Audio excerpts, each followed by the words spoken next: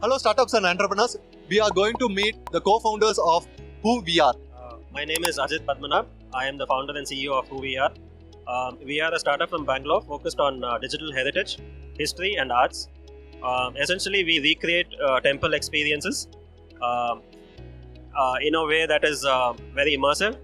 And for people who love history, it is a bonus. We recreate temples the way they used to be in the past, and we create the temples of today also. At the heart of it, what we want to be doing is we want to be attracting young kids in schools to better learn history, not to repeat history, and to become a better, citizen of the future. Right? That's the goal for the young students. At the other end of the spectrum, we also serve the elders who cannot travel to these temples, but they would want to. So we give them this kind of virtual reality experience. It's as good as they are in the temple, right? It's a complete walkthrough of the temple. They can look up, down, left, and right. About the businesses, I would like my co-founder, Mr. Radhakrishnan G. Nair, to talk about it. Over to you, Arjun.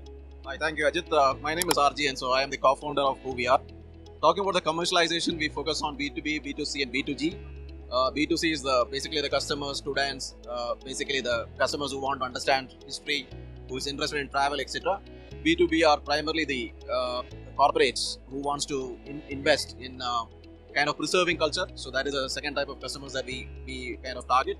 The third type of customers is basically the government through the tourism departments of various state governments, central governments, as well as Archaeology Survey of India. So all those customers are basically part of the B2G ecosystem.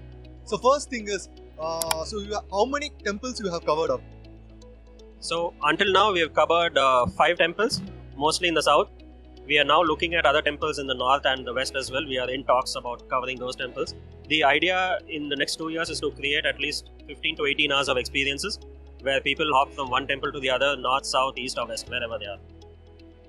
So that's great. So you are going to show the entire thing in VR, right? So only the external temple view or even the Garbhagriha? So we do an entire temple walk. It's as good as you're there for real. We do outer and inner. And if you can capture the 3D printed model also while I'm talking, this will give you the details of our inner captures. So this is from a 3D scanner that took it from the sky. And we have 3D printed this model. This is the Nandi at the Brihadishwara temple. Basically, the idea is to create authentic, heritage sites which you can go into and you can actually feel that you're a part of. So we also have haptic gloves. These are technologies that enable us to touch and feel in virtual reality. You will have some pressure point sensors, so you can differentiate between granite, limestone, other environments, right? So the idea is to do a complete temple immersive experience inside out, and even in the past of the temple. Like we take you back to the 13th or the 14th century, how the temple civilization was, how the people would dress up, would speak and all that kind of stuff we build. So are you planning to do Angkor Wat? My dream is to do Hampi and Angkor Wat, right? And Angkor Wat being the largest temple. Brihadishwara, this Nandi is from Brihadishwara. This is a scaled model of the Nandi at the Brihadishwara temple. That is something that we are working on. It's a huge temple complex. And the speciality of each of these temples, we want to immersively document them and talk about them. So instead of you being told in books that, this is how it was built, we want you to experience the building, the construction of it, right? So Brihadishwara, Angkor Wat are on my wish list. So to consume your product, so do we want to buy the VR hardware and those gloves, or we can rent it from you? So we have multiple models. The consumption happens through VR headsets also for those who have it already. So we have apps and all that. For those who don't have it, we are setting up an experience center near Nandi Hills where we will have the entire experience, like the haptic gloves and all. They can come there and have that experience. Of course, it will be ticketed because we got to, make revenue out of these things. But at the same time, we will keep it nominal because we want to encourage school students, kids to come there and experience these. That is one model. The other one is on the content platforms that we have partnerships with in US, UK and Australia, where we give them the content and they host it for their customers, thereby increasing the tourism revenues for India because those guys haven't seen India the way we will show them. They want to come here. So which sectors can be benefited using your product? So we are targeting education sector, tourism, arts and architecture, and also entertainment, because in the metaverse that we are going to build, we are going to have music concerts of artists and dancers and all that. At the same time, we are going to build games for kids. So it's both entertainment, education, tourism, research. So there are a lot of opportunities from an airport standpoint as well. It's a new set of customers. Airports don't want to just rely on the travel revenue. they also want to look at other stream of revenue. So that could be another set of customers we will be targeting. So great. So to take this 3D imaging, so we need any particular hardware?